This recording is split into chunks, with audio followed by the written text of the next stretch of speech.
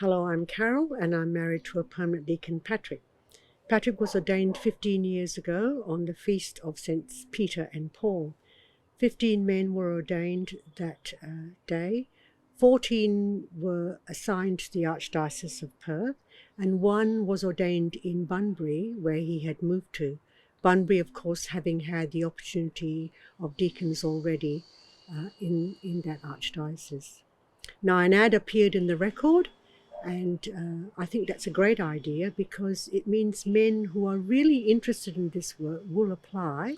I would say that from my experience, where there are deacons in a parish, it's of great benefit as they are able to expand on a whole gamut of church activities, giving the parish priest some time off.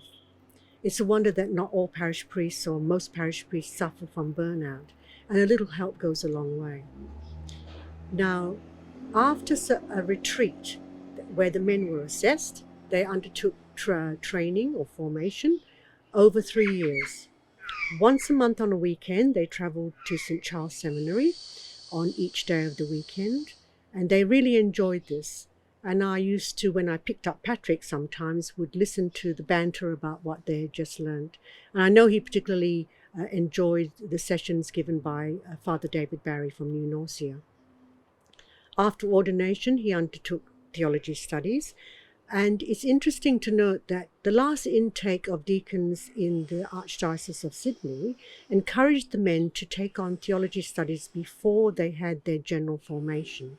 Now, there was some talk during their studies about how parishes would take to permanent deacons, and indeed how the priests themselves might take to this new group of men.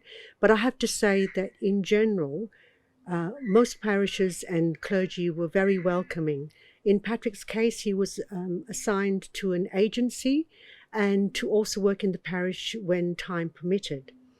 Monsignor Sean O'Shea helped him in his work as chaplain to seafarers in Fremantle.